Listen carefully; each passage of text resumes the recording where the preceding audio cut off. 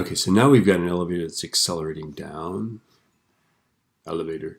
This means the tension is, of course, less than the force of gravity.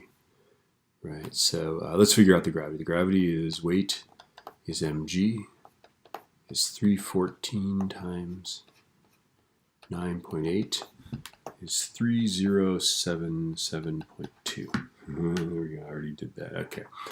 Newtons. So this force down is 3077.2. I'm going to make it negative. I'm just going to call this F, right? And notice that it's accelerating downward, right?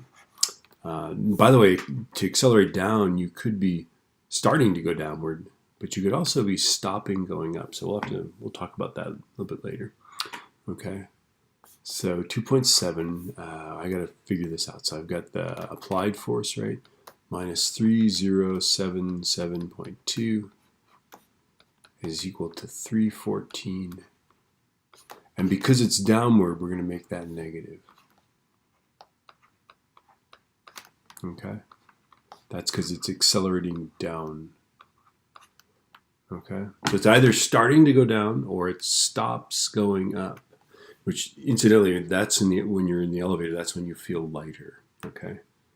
314 times negative 2.7 is negative, 314 times negative 2.7.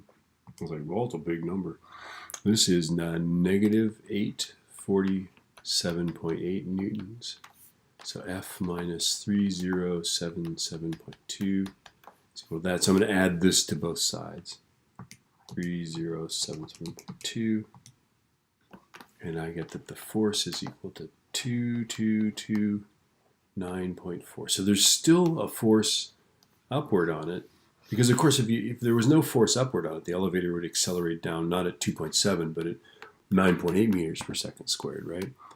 It's only accelerating down at 2.7 meters per second squared, so there's still a significant force upward. Just not as much as if it were not accelerating, okay? Yeah.